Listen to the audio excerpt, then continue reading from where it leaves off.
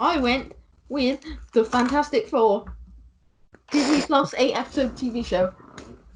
Now that's interesting because I thought you would have gone for like Inhumans. The Inhumans may or may not be set up in this show.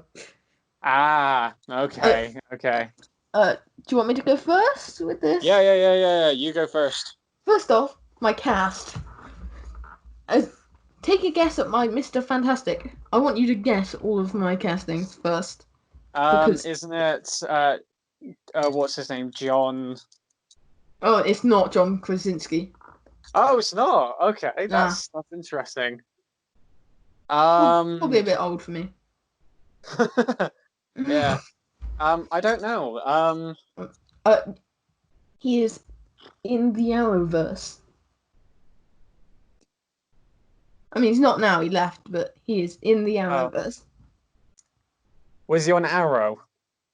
He was at one point, yeah. At one point. But then he stayed in the Arrowverse after. Oh. He also married his own wife in the show. That'll give it. Brandon Routh. Oh, yeah.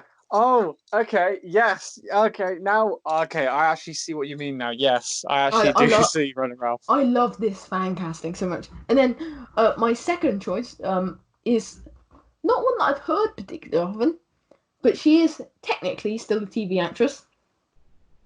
Okay. Emilia Clarke. Oh. They are only 7 years apart.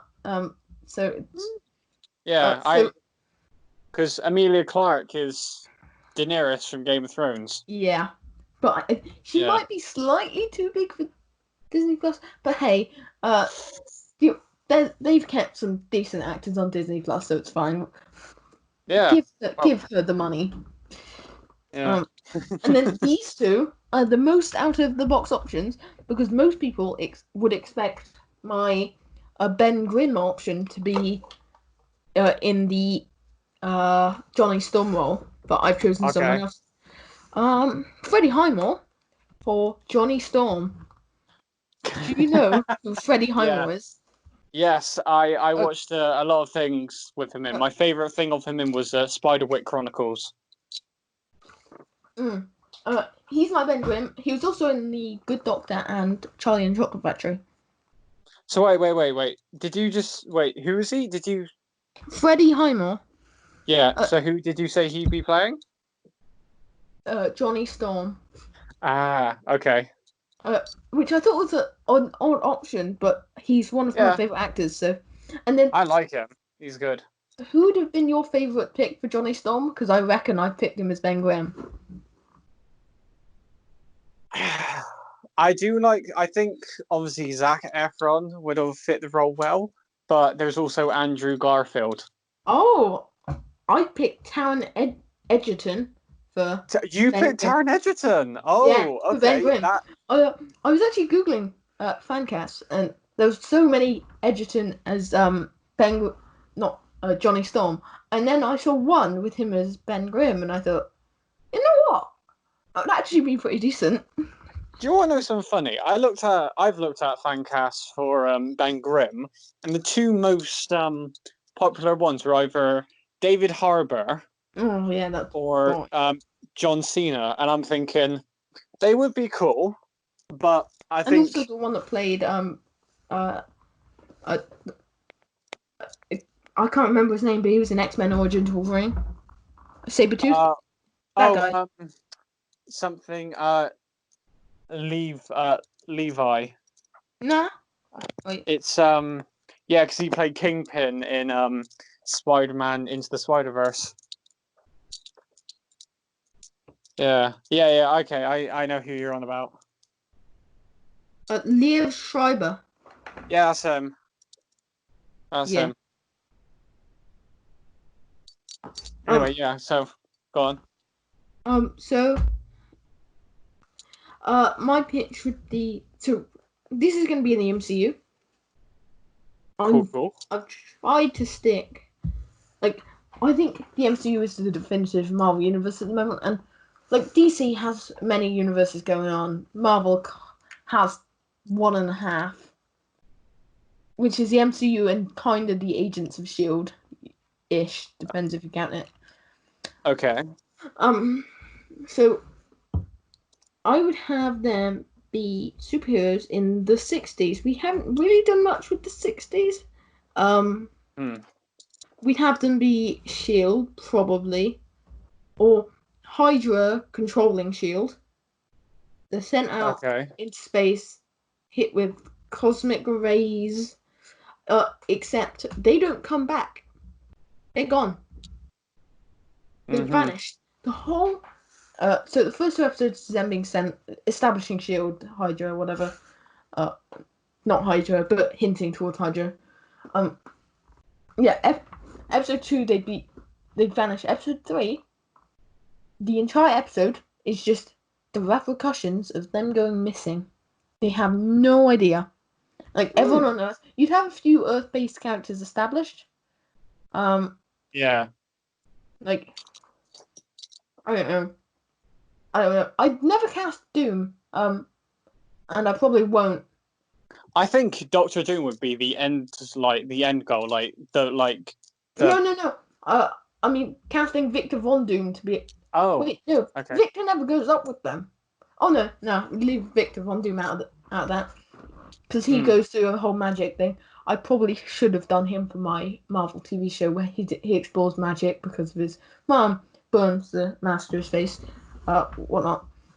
But no, in this case, so it's just the 4 of them. Maybe someone else goes.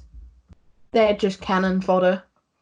Because you have a few different characters that you could do as like the main villain. Yeah, I don't necessarily know if you do a main villain. My idea doesn't have a main villain, I don't think. All right, because okay. So at the end of episode 3, I don't know how many episodes this is going to be, so I'll work it out by the end of talking through it. At the end of episode 3, you find out they are alive, obviously, but there's 7 more episodes left or whatever. So they are in a city that's not quite right. Episode 4 is them trying to get to grips with a city that they have no idea what it is. Can you guess what this city is? We've seen it in the MCU before. What was it? Wakanda? Nah. It's the city in the quantum realm. And it's in this that they they get friendly with the people within the city, not like super amazing friends, but they're not hated. They save a few people with their new powers as they start to figure them out, and they become well respected within the quantum realm city. I don't know what it's called. I can't remember. And then it probably takes over the course of a couple months. They work with people in charge, I don't know, to work out where they are, what happened to them. It's very much about discovery, less than fighting. Again, it's like a discovery of their powers, discovery of where they are. And then, when the time travel shenanigans happen, it kind of gives them something to latch onto with the ship that they've built or cobbled together. They use the fractured time to slip back into reality. As far as they know, it's only been a year, maybe. Yeah. They come back, and so this started off in the 1960s. It's now 2025.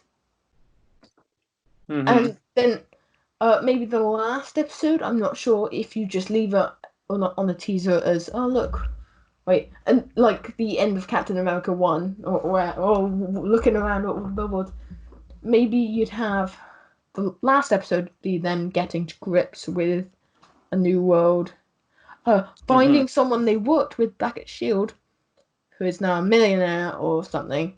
They find him, this person gives them resources, gives them gives them access to the Baxter building.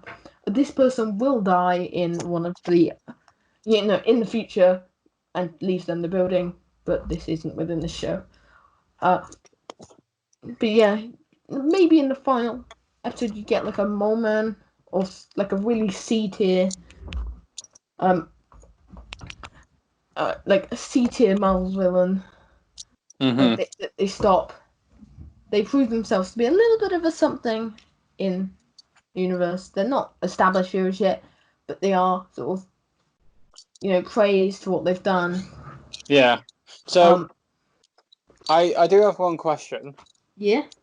So if it went well and it looked good, would you consider having more like powerful or like intergalactic characters like Galactus or Annihilus? Not in the show, but we definitely tease them. I had two versions of this story. One where I'd introduce the Inhumans, or maybe they'd be on when they go out. They'd be going to the moon, because there's been disturbances or something, and they go missing, and then Earth kind of fears it. It Mm-hmm. takes maybe shortly after the first moon landing, and then it kind of puts America off ever going back Yeah. because Mm-hmm. of what happened to their last crew. And you can kind of slot it in there. Yeah. So yeah, Makes me think of a film called Apollo 13. yeah. Have you ever watched it? No, but I'm familiar with it.